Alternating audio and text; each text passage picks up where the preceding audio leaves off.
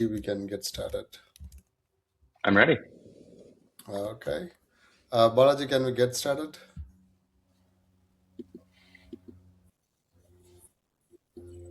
Okay.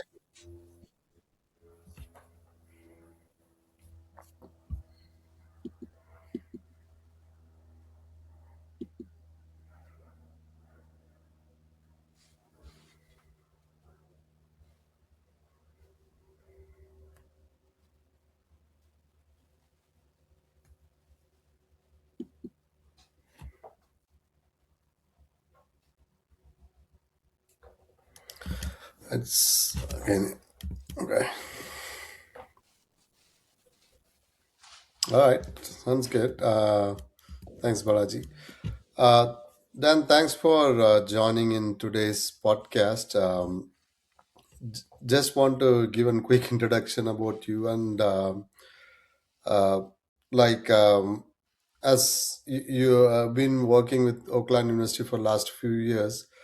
Um, I want to understand how things have changed in higher eds, and can you give a brief background about yourself before we get into our podcast around AI and how it is driving value for in higher ed specifically?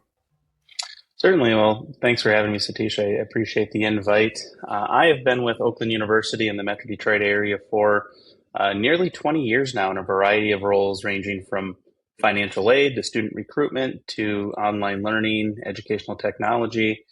My full time role is Director of Support and Innovation for our online learning team. And for this academic year, I've also been appointed as the Provost Fellow for Artificial Intelligence, where we're really trying to look at how we strategically introduce artificial intelligence into our organization, how we upskill our staff, how we incorporate that into our research portfolio, and how we guide our faculty and students on that journey as well. Uh, so I've seen a lot of things take place over the last 5 years. I mean, coming out of the pandemic, and then not much later after that, the public introduction of ChatGPT. So to say the last 5 years have been interesting would be a grand understatement. Hmm. That's true. So, how prepared is your organization for this AI change? Is this something you guys are very anxious about or excited about? Can you talk about that? Sure. I'm a big believer in institutional readiness. Before we implement a change, we have to, drive people toward the direction of that change. And the bigger the organization, the more complexity.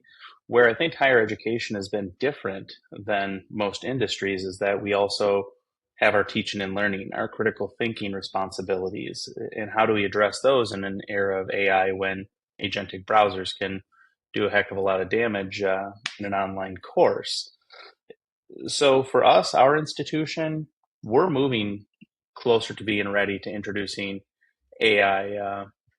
For pilots to scale it throughout the summer to see what are our opportunities here to bring this in ethically, responsibly, start teaching our students and faculty how to use that. What we have been doing in many institutions, have are discussions with faculty, trying to incorporate student voice and perspective into that.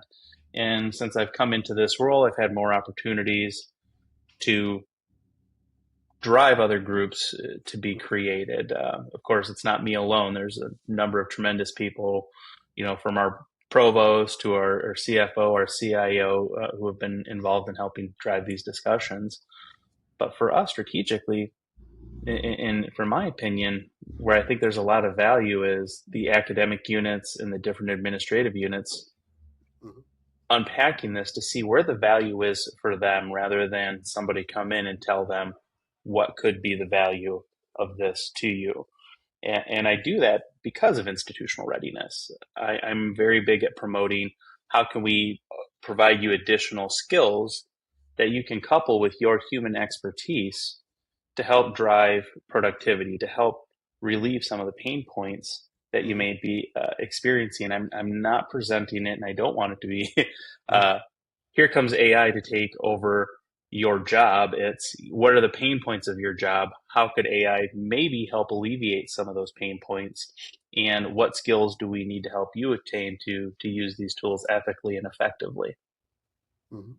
So when you're designing a campus-wide AI strategy, like what do you think is the foundational pillars for that? Like, is it more governance, or it should be part of your academics, or what do you think are the important pillars to make this strategy work?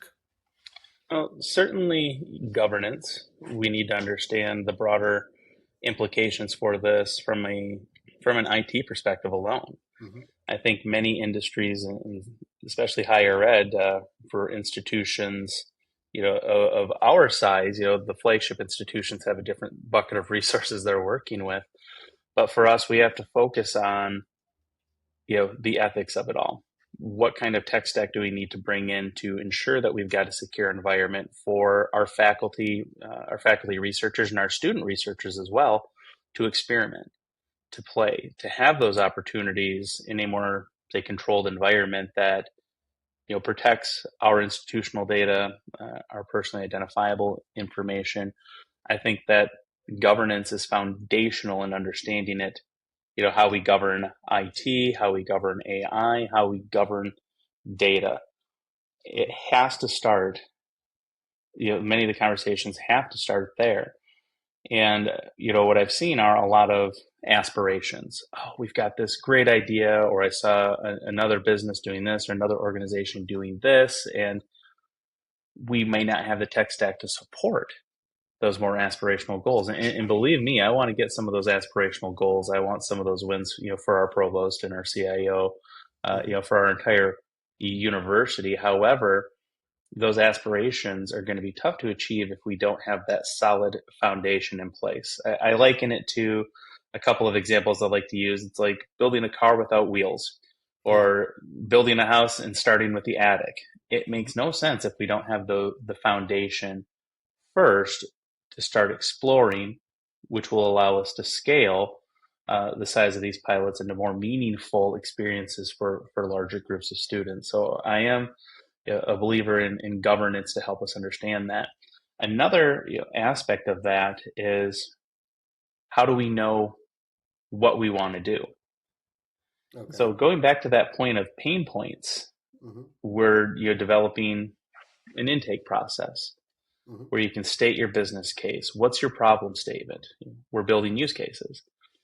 And Hmm. for me, and I talked about this earlier today with a bunch of business leaders from the county that we're in, and we want to make sure that we're identifying the problem and Hmm. then matching the tool to the problem, rather than we've got this tool, be it a large It language use. model, Yeah. and now let's go looking for problems.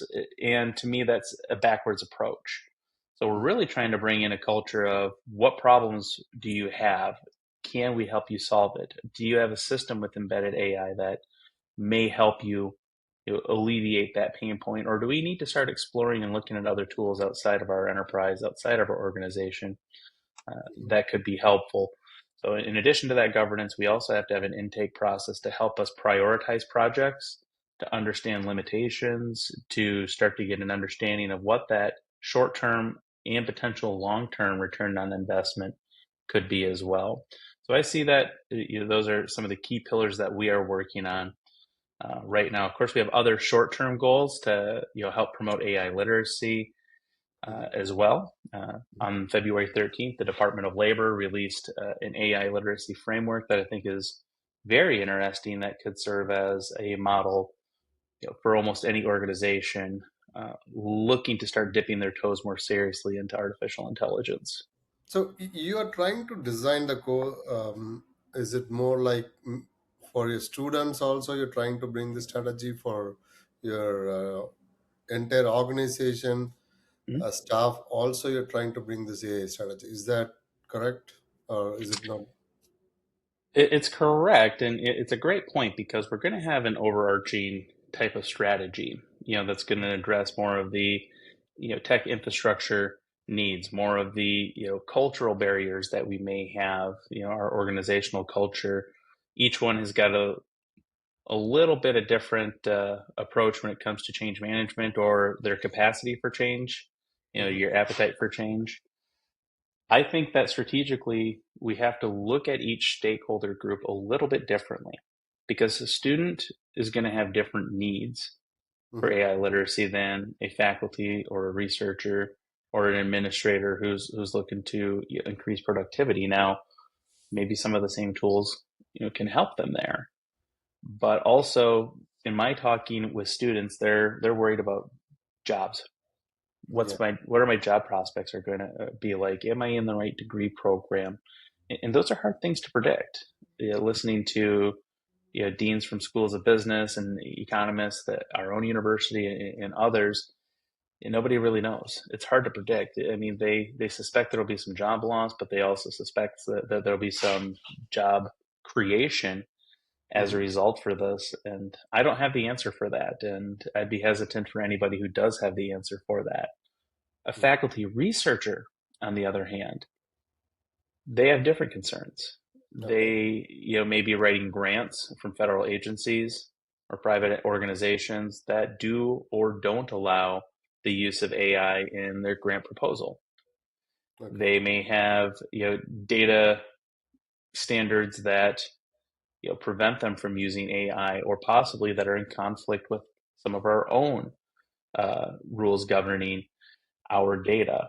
But at the end of the day, they all need to have a general understanding, a baseline knowledge of, what are the tools that are out there? How can we use them effectively, and efficiently? Which is really driving me toward that use case scenario again, because it helps us match the problem to the tool rather than here's all these tools. Maybe this one will fix the problem this time. So I think it looks a little bit different depending on which audience that you're talking to. And I think that's okay because we all have our different needs and desires and wants with this technology.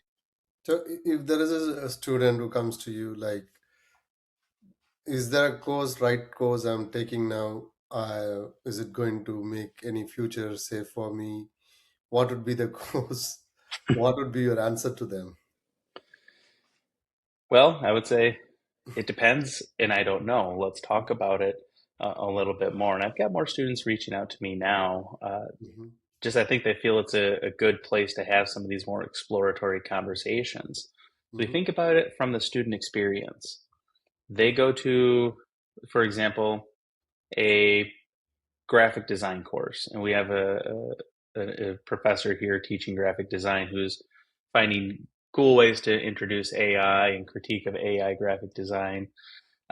That's going to be a professor who has more wiggle room for experimentation and will push students using this technology. Now they may go to their creative writing class after that, and it may be somebody who says you can't use this whatsoever.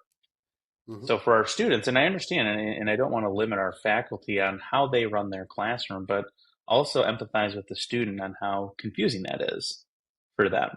And then they go to their internship and they're expected to start using AI as much as possible, push the limits, Yeah. go.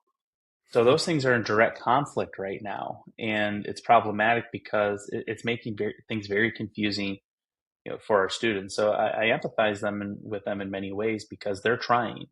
They want to experiment. They're eager. And honestly, they have some of the best ideas on how to use these technologies. Hmm.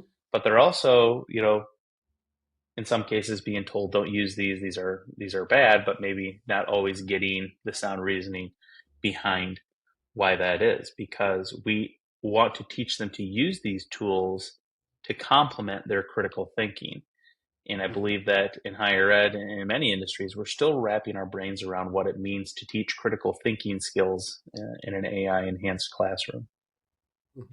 So you think like the reason why I asked you that question is these students, if they don't get real answers or not clear what to choose, many are going towards these AI engines to ask it, "Hey, Yeah. what should be the course I need to go for?" Do you think that would be the right approach for them, or the anyway they believe because nothing is clear on with AI, it is creating hallucinations, can go hmm wrong, but people are making decisions with that. Is that the right one, you think? Well, it's tricky because we talk about agents, and agents will go and do the work for you. That's a security risk because you've just given your, secure credentials to a system that you don't really know what's happening to the data, what kind of access it has to your data, your servers, your side of things. But at the same time, I can just click on the Gemini tab in the right upper right corner of my Chrome browser, and I can start interacting with that web page already Hmm. and doing those things. I think that we need to help people understand what it means to be a smart consumer. I know that when I look for flights or look for hotels, I'm usually, yeah, I am out there. It's like that show Sherlock where you see all the numbers and things flying in Hmm. front of his head. Yeah, I am out there looking for some of those best deals. So, we already shop that way. What I'm seeing a lot with, large language models specifically is we lock into one that we really like, or Yeah. maybe two, and we dabble in that. So now we're starting to be skewed by one particular large language model and how it's been trained. um, there are systems out there that will allow you to prompt the Hmm. same prompt against multiple large language models to be able to compare. And I think that's smart to be able to do that. But we have to teach them, understand you still have to check your sources. You still have to check your work. That's been, a foundational thing in mathematical teaching for, I think, since it came about, is show me your work. And Hmm. I think that we're still trying to figure out what that means in some disciplines, is to show me your work, or how did you engage and interact with, say a large language model or an AI tool or an AI agent, and how did that help you through the learning process? Um, I think, and I've seen a lot of articles talking about, a new era of assessment, Okay. and is a final paper truly a great indicator of what someone has learned over the course of this class? But it's tricky because we're still figuring out what are some of those other measuring points along that learning continuum, along that experience, that Hmm. show meaningful learning that maybe aren't, say, unable to be completed by AI, but maybe need some AI assistance with that. I give a lot of credit to our faculty trying to take this issue on. It is a very big challenge, and with agentic browsers coming out and students, how easy it is to pass that work off to them, I can understand why that's appealing when you look at the workload of college, how many jobs a student may have, family obligations. Hmm. So when you see something like Einstein out there Hmm. that can do all of this for you, I would ask back, do you know what's happening to your data? And do you understand maybe some of the larger implications of what you're doing with this technology and how it could open up our organization or organization you work for uh, to potential malicious code injection, malicious actions? But I think we're learning a bit more about what that looks like in the higher ed space as quickly as we can, because the providers won't wait for this. And on top of that, it's difficult because the large language model providers don't have to listen to anybody. They're highly unregulated. And Yeah. I think that I hope to see industry partnering with education to help push back, to help establish guardrails, like keep your agentic browsers, keep your systems out of our secured protected data, please, because I could argue that it potentially has access to FERPA protected or HIPAA protected data. However, we're just not there yet from a legal standpoint. I understand. And do you think in at least in next 4 to 5 years, all the universities should redesign the curriculum for the AI first world? Like I don't know, that could happen or could Mhm. not happen.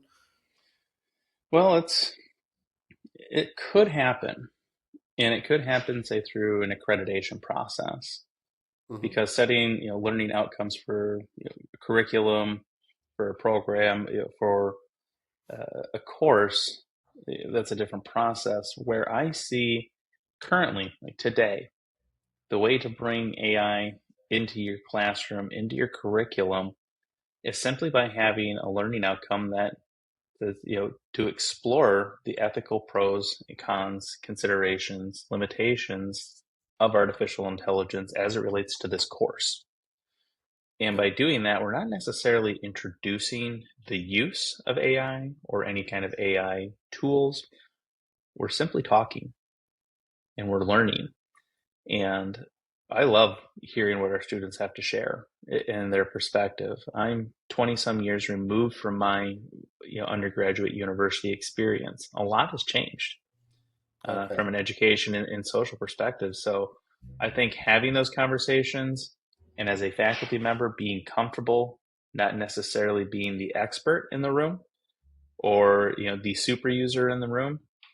I think if we can be more open to those kinds of discussions and that kind of understanding of we don't have to be the expert at all of this, I think that there's great opportunities for very productive discussions to happen regardless of the type of course it is or regardless of the discipline. Mm-hmm. Understood. So, is the faculties feel confident or excited or reluctant to all these changes, or they resisting things? All of those things. It's a Mm-hmm. very personal choice. The way I like to frame it is that the rate of change of AI and technology in general, we have no control over that. We're really subject to, the whims of what the tech industry will do. And I understand that. I know that I don't control that. What I, as an individual, do have control over is my rate of adoption. Mm-hmm. And this is where it gets tricky because in any kind of change, any kind of learning experience, and you'll see this in every single classroom, you have people who get it early. They Mm-hmm. understand it early. They're your early champions, Early and you know that adopter. you can lean into them. And then you have those people who see, all right, maybe there's some juice here. I want to start, dipping my toes into the shallow end of the pool.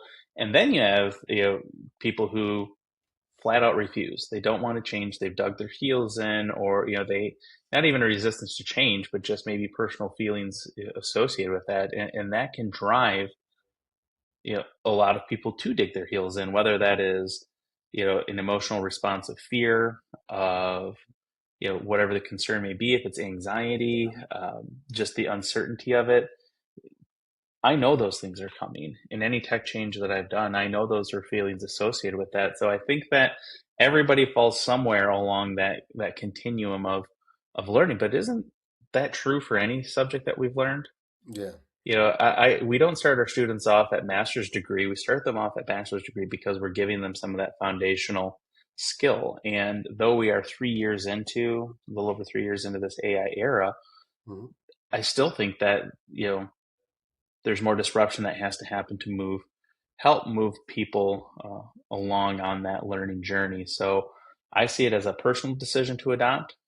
I think that as that gap widens from those who are early adopters to those who have dug their heels in, I do think that there will be societal pressure or peer pressure, not in a negative sense, but just seeing what others are doing, that will eventually drive more people in that direction. So I understand why people fall along those different places of the continuum for personal reasons, professional reasons, and I respect that. I won't make anybody or require or mandate anybody do anything. I believe faculty should have control over what they do in their classrooms. However, your students are going to be demanding more. They want more information. They want you to help them learn these skills too. So it's a delicate dance. Yeah, I feel for our faculty who have to adapt in this environment, but we are hoping to provide them more skills, more training, more opportunities to really sharpen that skill set. Okay, I understand. And where do you feel like AI, apart from these classrooms, where do you really think AI can improve in universities? Is it operations or more help on marketing or enrollment? Where do you think AI can play a significant role in your opinion? I think some of the earliest wins will be on the administrative and operational side. Mm-hmm. uh, because we do have a bit more control over some of those things. But this speaks back to those use cases, in Mm-hmm. that every unit, every organization, every every department throughout our enterprise has got some kind of pain point. Yeah. they have got, yeah, but maybe they haven't had an opportunity to help develop that business case to help understand, what that efficiency gained would be. I think that at our own institution, we're still in the early parts of some of that exploration and building that process. But my hope is that, operationally, we start to realize more wins, whether that is an example I had from a friend at another institution is that their ticket intake for any tech troubleshooting, they built a RAG model using markdown files Okay. that basically just gave a brief explanation of the types of problems this business unit sees, some of the common questions, and then they built an agent that would help triage that and get that to the appropriate unit. It cut down um, the amount of response time. It cut down on tickets, frivolous tickets for a lot of people, and those are things that are efficiencies, their job satisfaction, in alleviating those pain points. At our own institution, we're exploring identity management, Hmm. as an opportunity there, or password resets and syncing them across all of our systems, that we have. Where we think, oh, maybe I just forgot my password, once a year, every so often I have to have that reset. Well, when you've got 20,000 some users, you're probably getting a lot of those requests. Yeah. And then, as systems evolve and the process changes, I think that one there is an opportunity to take a number of tickets off of somebody's plate to free them up for higher level tech issues that are going on. I think in admissions and enrollment and marketing, there are opportunities there, and I don't want to speak out of place on Hmm. those units because they're going to understand what their issues are, their pain points are. I would just say that by having that solid business approach on how we're vetting issues and helping people frame those problem statements, I hope through that process we can help them more clearly identify their problems and then start matching tools and solutions to it. I understand. And speaking to that, on the tech side, you said, how do you think the AI will become like a cybersecurity threat? Like the fake logins, you might get a lot of spam issues. How do Yeah, you see those things? compromised accounts. Yeah. The biggest threats I see now are really, you know, can we log those threats that are coming in if somebody's downloaded a large language model to their machine and now brings it into our network? It's Mhm. those are conferences that I've been to. That's one concern that I've seen.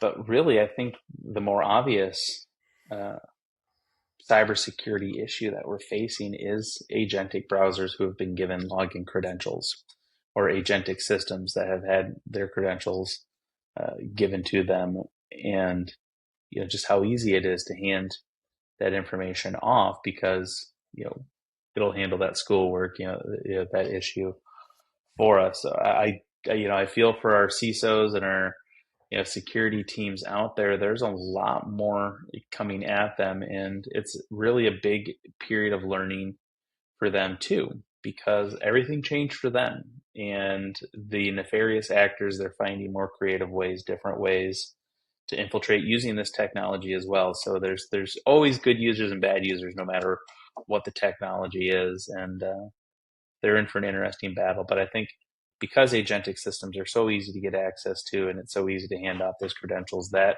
to me is a tremendous opportunity for our cybersecurity team to learn more about the implications of that. And you know, so thankful that we have good people in place to help with that. That's good.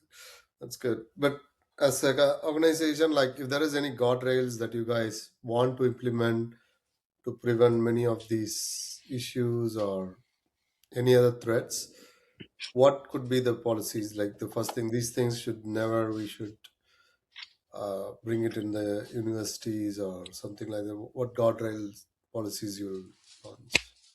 I don't necessarily believe in outright bans. I don't think that really promotes critical thinking.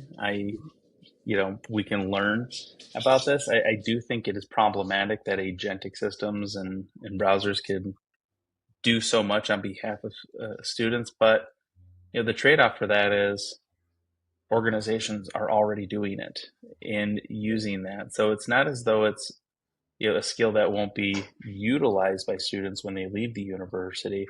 It would just be, from an education perspective, helpful if those tools couldn't so easily infiltrate our learning management system.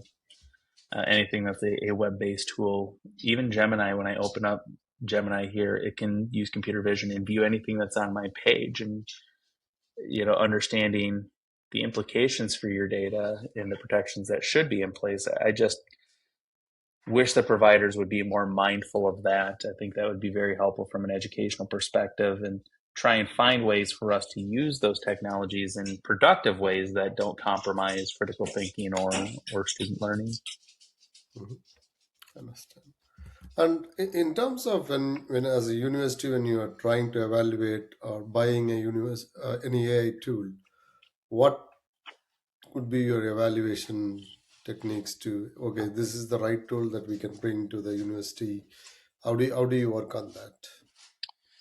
Well, it depends because, again, it depends on the problem we're trying to solve. Mhm. For enterprise grade rollout, there are companies that are bringing along essentially what they refer to as an operating system that hangs over top of your organization, that can pluck data from all the different tools and databases that you have, and can often generate reports in by using natural language processing. I see tremendous opportunity in that, but it's also a matter of we have to look at consumption. Okay. Because one of the arguments when it comes to artificial intelligence is environmental impact. And if we give everybody full access to 140 or so large language models Hmm. that are out there with the ability to query 6 to 10 of them or more at a time and generate images and all that, you can see how that could stack up quickly and students experimenting and playing. So where I'm seeing from an enterprise perspective, a lot of interesting developments are companies developing ways for you to do more strategic rollout. For Hmm. example, our School of Computer Science and Engineering, I can see why some of their students in artificial intelligence programs, many of them would need access to, you know, to higher reasoning models or thinking models. Where for most people, Hmm. administrators included, those fast models, those mini models might make more sense. So in addition to upskilling in matching the tool to the problem, which large language model might be best for this, and to cut that loose on everybody without any oversight or maybe insight from our faculty as well would be, I think, a short-sighted move. Now, in other things, there are other tools that have embedded AI in them that might help solve different problems. So we're always looking at accessibility. We're looking at making sure security and compliance and such are in place. And I believe that as we start integrating more tools and learning more about what we want our guardrails to be, I think that will be helpful. My colleague, who I do a lot of work in AI with, Bob O'Million, he's an executive consultant project manager with our University Technology Services group. We talk about these things uh, quite a bit, and he's been very helpful in just establishing some frameworks for this. So more talks, more conversations, and just understanding the broader implications for our organization as we bring these tools in. I think that we don't have to change our process entirely, but we do have to have an understanding of how any embedded AI or just full on AI tool we're bringing in might look a little bit different from the process we've used in the past. Hmm. And we are also hearing some universities or some organization are allocating some budget for AI. Do you think is that a right approach? Because in our opinion, anything like, yeah, we shouldn't do AI for AI. If there is a real problem and there is a real need and AI can solve it, we can do it. Uh, do you think that approach of, hey, we are allocating a budget for AI is the right one or not the right one? It depends on the institution. It depends on what they're trying to do and the direction they're trying to go. Each institution's a little bit different, so those broad statements are difficult. Here locally in the state of Michigan, the University of Michigan has been at the forefront of a lot of these discussions, and I think it can be easy to say they've got unlimited resources. I mean, they do have a access to a different set of resources in companies and alumni than an institution like Oakland University does, but that allowed them to be out on the forefront of a lot of these as well. One thing I believe that they were working on was consortium level pricing for Big Ten schools. Hmm. Well, what we have been doing, by we I mean Bob, who I mentioned earlier, he's been really helpful in establishing a Michigan higher ed AI network or cohort, where it's many of the tech people getting together to discuss those kinds of implications. But from a budget standpoint, we don't want to overextend ourselves. Again, I think that by using that business approach, that use case approach to start identify pain points, then we can start to understand what problems is solving. Is it a retention issue? Well, retention has a direct impact on revenue. Okay. And what are some of those things? Student satisfaction, involvement in extracurricular activities, maybe attending tutoring sessions. There are new ways to be able to potentially track some of that so we can be more proactive in our advising and retention measures as well. So I could see budget moving in that direction because you might see a spend of X amount of dollars, but if you retain 100 more students, 200 more students because of that spend, that is, how we're going to have to weigh some of those things over a short term and long term period as well. So setting aside budget for those schools who can Hmm. and have an idea on what they want to try and accomplish, fantastic. But for many other schools who are working with pinched budgets and Yeah. lean workforce, you have to be more strategic on the problems you're trying to solve and the potential gains from it. Hmm. So, in a way, like you're talking about some of the tools are. It depends on the clients. It depends on the organization budgets and goals. Uh, when a student comes, the enrollment rate is coming down across the universities for many of them. So, the students prefer online education more, or is it going to be more still the traditional class type? What do you think? I think there's room for both. Mhm. Online is getting hit hard right now because of what AI can accomplish on a Mhm. student's behalf, but I think there's room for both, and we have to rediscover what that might look like. In a state like Michigan, we've seen enrollment shrink across the board for most institutions because we're still, feeling the effects of when the automotive industry struggled Yeah. back in 2009. I Hmm. was in financial aid at that time and got to live that on a daily basis. Families struggling like they never thought they would. Hmm. And many of those families left the state of Michigan seeking employment and they didn't come back. I have Yeah. friends who did exactly that. They brought their kids, they brought their families. They're in different states now, and their kids are attending universities there. It's not an uncommon story here. So, we've seen our population dip, but, the intensity for our enrollment management team to recruit and bring students in and more students in, we're seeing, we are still seeing growth. It's not quite as big as it was in the early aughts and the mid aughts, but credit to them for really getting out there and hitting the ground to bring more students in.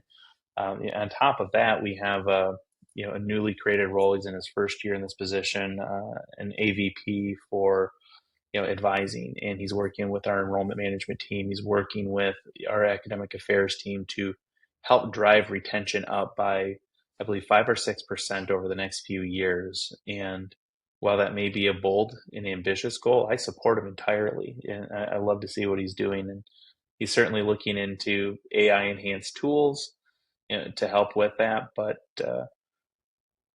as for whether it's face to face or online, Hmm. that's a personal choice, but there's room for both. We just need to be creative in this AI era and to make sure that we are teaching students the skills that they need in a way that isn't easily done by AI.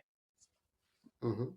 Do you see that in the same place? Like you see online uh, enrollments more right now in your organization? I think that we've seen students prefer Mm-hmm. online, the flexibility that comes with it. We have, hybrid courses where maybe it's a day in class and a day online. We have some fully online programs as well. And then we have high flex programs where you can attend in person, live online, or you can watch a recording Okay. later. I think that, and this was happening before really a lot of the AI advancements came along. I think students were gravitating toward that more because the flexibility that online gives you. And I know even working remotely, I did for a number of years, I enjoyed that flexibility. I could still be productive, in that arena. However, there are still some students, and there are things like labs or nursing labs, engineering labs, where that hands-on component and aspect, really can help elevate the learning. Connecting with your peers, connecting with your instructor, being on campus to meet with, face to face with an academic advisor. Those are all great things, and we do have tools to help replicate some of that in an online, arena. But there are Mm-hmm. just some people who really crave that human connection and working and sitting across the table from somebody on a problem. So Mm-hmm. So, if all the organizations move towards this AI-enabled campus, do you think in 3 to 5 years, at least in 5 years, any university can compete with elite universities that because the resource and knowledge is accessible to everyone, and there is nothing special for being elite, and everybody can compete. Do you see that as a possibility? I don't know about in 3 to 5 years, because an organization or a university like Oakland, Mm-hmm. was established in 1957, going against land grant institutions or flagship institutions that were established 200 years ago. Oh, yes. Mm-hmm. you know I don't want to say it's impractical, but it might be a bit too aspirational. Where I think direction that would be more productive is, who do we want to be as a university? We welcome all, but what's our identity? What purpose are we trying to serve? I don't want to compete with the University of Michigan. I want to collaborate with the University of Michigan, Michigan State, Okay. Western Michigan, Central Michigan. Yes, enrollment management, that's a different world, and they have to compete for students in different ways, and I understand that. But if we're too worried about how green the grass is in somebody else's yard, we're not going to be tending to our own. And I want us to have that focus on how we develop ourselves and collaborate with our other partners to see how we can help each other do some of that as well. Maybe it's a little too rosy of an outlook, but Mhm. uh, I don't want to compete with our university partners. I want to collaborate with them. So, how do you think the AI-enabled campuses will look like in your opinion in future? Like students can attend from home, students can talk to a robot. How things will be looking in future? Yeah, it's a good question, because if you asked me a year ago, I wouldn't have been talking much about agentic browsers completing all of my homework for me, and then I could go do as I see fit. I'm curious on how the discussion with students and the student needs will drive what the university looks like. Because in my time since I've was in university, I've seen recreation centers Mm-hmm. pop up, very nice workout facilities. But Mm-hmm. there's benefits to those, because that's extracurricular, that is getting involved, that is that sense of belonging aspect of that as well. My hope is that we can have more personalized adaptive learning that meets students and supports them where they're at and understands how to leverage their skills to get them to where we want them to be. Okay. And whether that's through AI enhancements, robots, maybe in some things, but certainly not in the way that faculty interact with our students. I want that human aspect, that human component, because it's us that gives the AI power, not the other way around. And I want that to remain at the center of how we approach this in education. I understand. And one last thing, like, what advice would you give other institutions um, that are thinking about these kind of AI strategies and everything? What advice would you give those? Certain, I would say, keep talking. Okay. Talk to your students, talk to your peers, look outside your institution, talk with your industry partners. I have learned so much about what's happening out in industry just by asking and being present and talking with them. Listen to what your students are telling you. We often say we're here to serve our students, and then our decisions may serve our own ends or our own, you know, goals. Listen to the students, hear what they're saying, because for me, I originally thought they were just worried about cheating, being accused of cheating. And the first time I went and talked to the group of students, they didn't mention cheating once. They were Mhm. talking about jobs. And I think it's important for us to hear that directly from them early and often when we start talking about strategy, because those things that we do, it directly impacts the students. And we are here to serve those students. We are here to help serve our industry partners. So as you look in strategic discussions, you'll have your smaller teams, but make sure you've identified the right stakeholders and just allow people time to get over the hump of feeling like they're behind or that they need to catch up. Support them. And again, we're learning institutions. We teach, we learn. Let's model the way and set the example for everybody else, because that's what we've been doing for years. Yeah. So, do you think these tools could help people who are lagging behind to catch up with things? Is that a possibility, you think? I think it could. I think that you still need a skilled hand to make sure that they're staying on the right path. I think where I'm a little bit different is that I've already gone through the experience of establishing many of the critical thinking skills and foundational knowledge that I need to do my job. If I'm a freshman or sophomore, I haven't had as much of that lived experience to get through that. So I think it will allow people to catch up faster. I had a Mhm. friend and colleague yesterday talking with a group of students who said that, it will help you as an employee. It will help you, catch up to that mid management level faster than we've ever seen before. But we have to be smart consumers. We have to understand what a quality input looks like and how that generates a quality output, to not just accept the output as correct, to review, to edit, to analyze, to accept or reject that knowledge. These are things we already do in education. Yeah, That's where the critical thinking aspect needs to be directed, is in vetting that knowledge, vetting that information, and either accepting or rejecting it. understand. Any final comments you want to share? Yeah, nobody asked for this. Nobody asked for AI. Yeah, They did, but it happened.